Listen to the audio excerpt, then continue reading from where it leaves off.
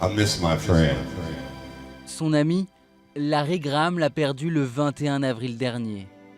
À 70 ans, ce parrain du funk pleure le départ prématuré de l'un des géants de la musique. There was only one Prince. Le bassiste américain est le fondateur du groupe Sly and the Family Stone. Il a toujours été une référence pour le Kid de Minneapolis.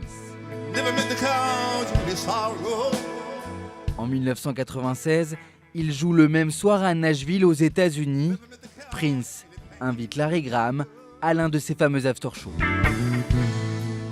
Le duo fonctionne à merveille.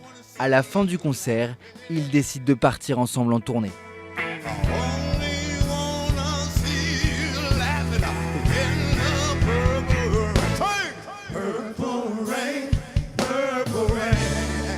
Every night was different.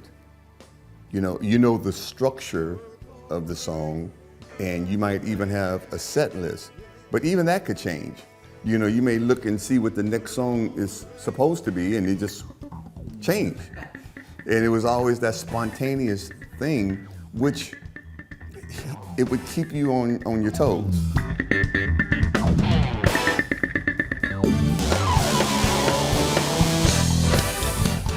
À la fin de cette tournée, Prince demande à Larry Graham de vivre à ses côtés.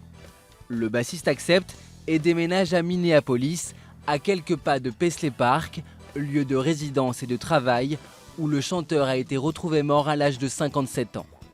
Construit après le succès de Purple Rain en 1987, Paisley Park est le laboratoire artistique géant de Prince. Un complexe de plus de 5000 m² avec salle de concert, plateau de cinéma et pas moins de 4 studios d'enregistrement. Et surtout, The Vault, le coffre-fort de l'artiste, où il entreposait tous ses masters originaux, bandes inédites ou captations de concerts. When we would record, because he was in total control of his music and what he would choose to keep and not to keep, you don't know what went in the vault and what didn't. Some things that we would record, it may have went in there and maybe it didn't. It was always his choice. En 1986, Prince est en tournée à Paris pour son album Parade. À seulement 13 ans, Raphaël Melki assiste à son premier concert. Depuis, il s'est rendu plus d'une dizaine de fois à Paisley Park et sa connaissance va bien au-delà des 49 albums officiels de l'artiste. L'intérêt de ces disques, c'est qu'ils sont composés soit de versions différentes de titres que l'on connaît, soit d'inédits, au hasard de titres comme ça.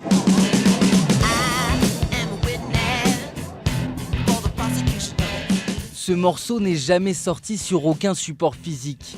Il fait partie des 600 inédits échappés du coffre de Prince, comme cette première version du tube Kiss.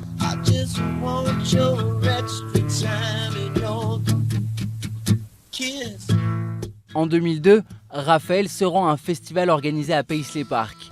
Un pèlerinage au cours duquel un ingénieur du son lui confie quelques secrets de fabrication. Prince n'arrivait pas avec des démos, il n'arrivait pas avec des partitions.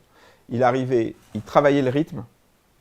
À partir du rythme, il jouait soit dans la salle, soit parfois derrière la console, et parfois seul derrière la console.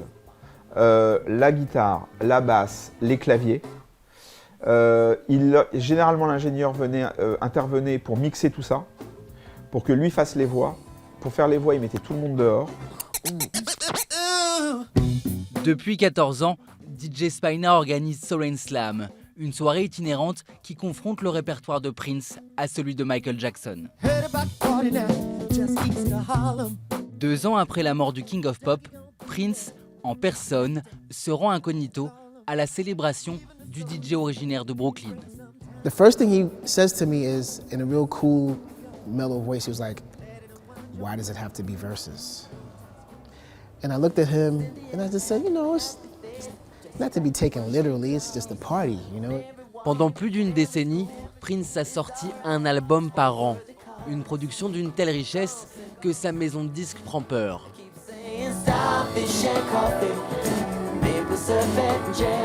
En 1998, il s'affranchit des services de son label et propose Crystal Ball, un coffret de 5 albums que les fans doivent commander directement sur son site internet. Prince partage désormais ses créations avec son public sans intermédiaire ni censure.